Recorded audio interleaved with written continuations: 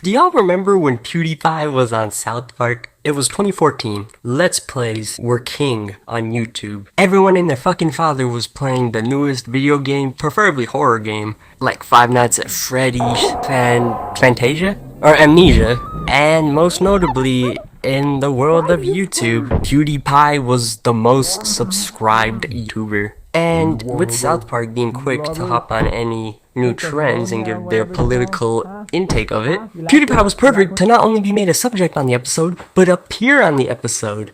It's also funny seeing Cartman become a streamer because even that is like better than like 50% of like all the AI generated garbage on YouTube. And that's not a diss, because I'm just trying to prove that humans will always be better, at least in the world of entertainment. Because if you want to listen to some real humans instead of that artificial AI garbage, click subscribe so we can help put the you back in YouTube. Alright? I feel Nah, but in all seriousness, it's crazy how back then really that's all you needed. I mean, it was just a Swedish boy in his room with a camera playing video games. And funny how people were giving him the most shit for that back in the day. Oh, you're watching somebody play video games? Why not just do it yourself? Even though playing sports games is the same exact shit, and you can quite literally say the same thing about anything. Crazy how that was actually a decade ago. But I still remember seeing not only the teaser, but PewDiePie himself excitingly promoting the episode to us bros.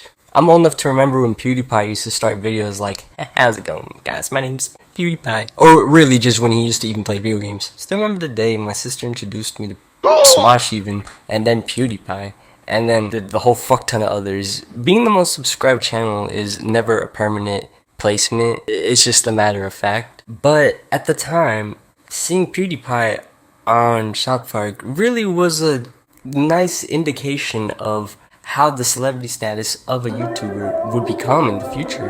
Because this was pretty ahead of its time, huh? In 2014, not a lot of people knew about it. I still remember being in this exact room, in that corner as a matter of fact, watching PewDiePie's video where he teased and mentioned the fact that he was on South Park. It's crazy now when you have like cringy stuff like the Rizzler and whatever the gets like nowadays. But back then, that wasn't just a cameo, but a real important part when it came to being a YouTuber as a whole. I mean, sure, we've had YouTubers mentioned and referenced in cartoons, like the likes of Jenna Marbles and Ray William Johnson. I'll just become a YouTube star like Jenna Marbles. Who's that? No one knows, but she's rich as Ray William Johnson. Who's that? Nobody knows, but he's rich as Bethany Motta, or Marcus Butler, or Ingrid Nilsson. This is over. Both who don't even make videos anymore, but they only got a mention, not a whole camera. Isn't that crazy how people really thought that PewDiePie was the worst thing on the internet back in the day? People were really trying to make him seem like he was the worst thing ever. I mean, you had elders reacting to PewDiePie. I mean, keep in mind, this was 2014. This is when Let's Plays were at its most popular. And not only that, PewDiePie was king, man. Wow, because this is before Twitch, TikTok even. Hell, this is before bitch lasagna. When that whole fucking shit happened, I remember, man. I miss old YouTube with like FlexTape. You had the old actual YouTube personalities when they were like, you know, real people and not probably AI now.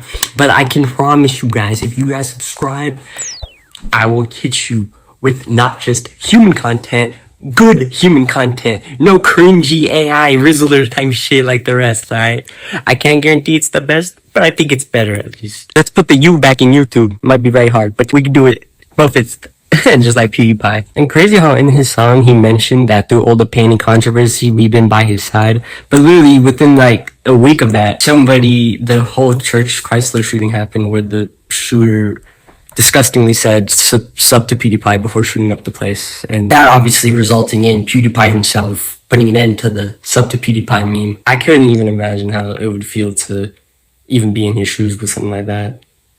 But it goes to show how fucking wild the internet has become, or how much of a bad influence society and influencers can have as a whole. Which is all the more reason why this episode is strange, because of how well they were able to predict the future of online entertainment before streamers were even as common as they were.